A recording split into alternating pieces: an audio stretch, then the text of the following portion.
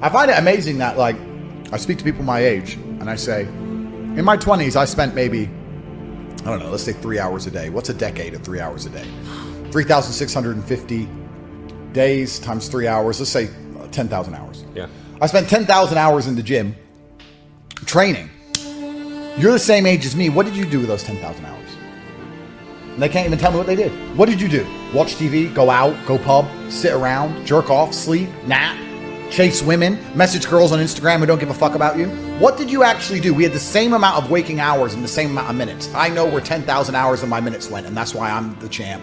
That's why I have 4 title belts above my bed that every single woman looks at just before she climbs into it naked. That's why I can grab you by your neck right now and kick the fuck out of you. That's how I spent my 10,000 hours. Tell me what you did with your 10,000 hours, which is equal to, comparable to, or superior than how I spent my time. And they can't even name what they did with any of their time. They're like, don't know.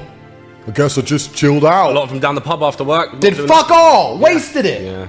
So if you're 16, you need to be using every single waking minute towards things you're going to remember. You're going to remember training. You're going to remember working hard. You're going to remember trying to make money. You're going to remember going to war room events. You're going to remember focusing inside the real world. These are things you're going to remember. You're spending your life and wasting your time doing things you're not even going to be able to recollect in a few years. You're going to wonder why you fall behind the people who don't waste time. Time is the ultimate currency. Time is money. Time is also strength and power and networks, connection. Time is everything. You convert it. It's like malleable. Time is like Play-Doh. But people have all this time and they just mush around with it and jerk off. Play Xbox. And then they're like, I don't know why I'm failing. I wish I was successful. Well, clearly you don't, dipshit. Do you plan your day much, or your time generally? Does this lead to higher productivity? Yes, I plan my day obsessively. My calendar is always absolutely full and often weeks in advance. And I plan in the morning, especially when I'm on top of things. And I plan each hour, and I probably plan each minute. And yes, it leads to way higher productivity. You know, you decide what your goals are going to be. You place them in the calendar. Use the calendar as your friend, because what you want to do with the calendar is design a day that you want to have, or a day that would be good for you. And a day that would be good for you is one that you're when you end the day, you feel that you've moved yourself ahead towards your valued goals, and that you've kept chaos under control. And that enables you to sleep soundly and with a good conscience, and to know that the next day is going to be at least not worse than that day. Planning is unbelievably useful. And again, I don't want to sound like a broken record with regards to the future authoring program, but it really is useful.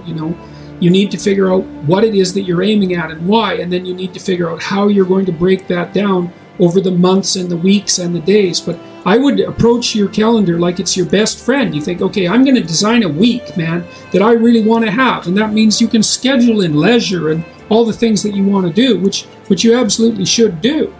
And it's also quite fun to give yourself minimal time to do something complicated, because it's quite challenging to see if you can do far more than you thought in far less time. And so that's a fun game. And the other thing you can do is, like, if you're avoiding something, you could schedule in 5 minutes of it and say, well, like, if you're avoiding looking at some bills because you're afraid of them, your first step might be to schedule in 5 minutes where you just look at the bill. You don't do anything else. And, you might be able to entice yourself into doing that. But I would say learning to plan is unbelievably useful to schedule your time, because that's your life, but schedule the life you want. But that's why I always leave 20 minutes before. I don't leave 10 minutes before. That's wrong. So that's what I do. I'm going to control what I can control.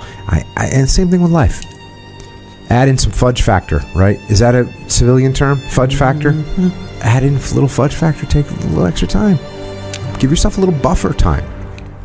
So you're not, like, getting mad because the bus is running late. Just be like, oh, cool. Luckily, I have an extra few minutes. So no factor. You drop something and it breaks. Well, now you have an opportunity to practice some detachment. Now you have an opportunity to practice your emotional control, because if that's making you mad, that's a problem. It's not good. Gives you an opportunity to practice some ownership, because guess who broke it? You did. You're the one that dropped it.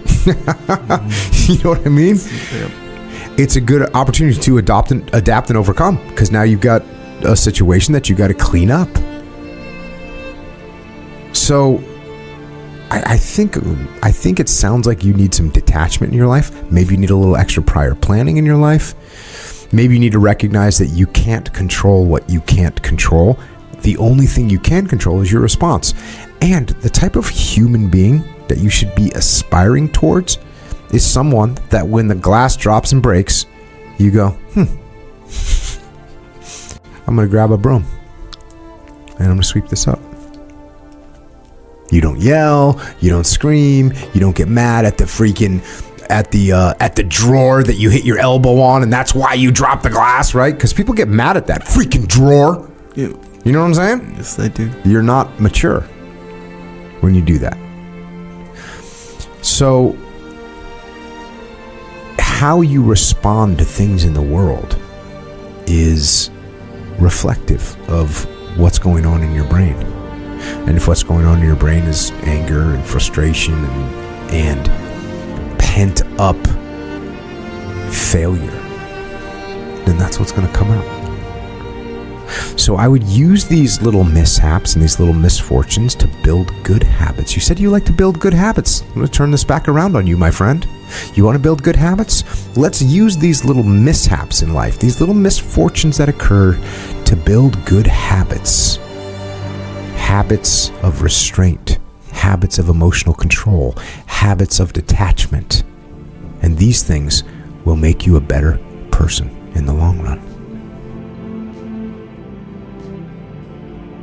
The idea is like the routine that you set is like the perfect day that you just try and follow. And if you hit that perfect day for 50% of the day, that's probably a lot better than your normal days. And that's 50% of you following it. That's you messing up for like fucking 12 hours of the day, and it's still better than your normal day as long as you just had a routine to fall back onto. People think that this idea of having like a flexible work hour and stuff is a good thing. No, it's not.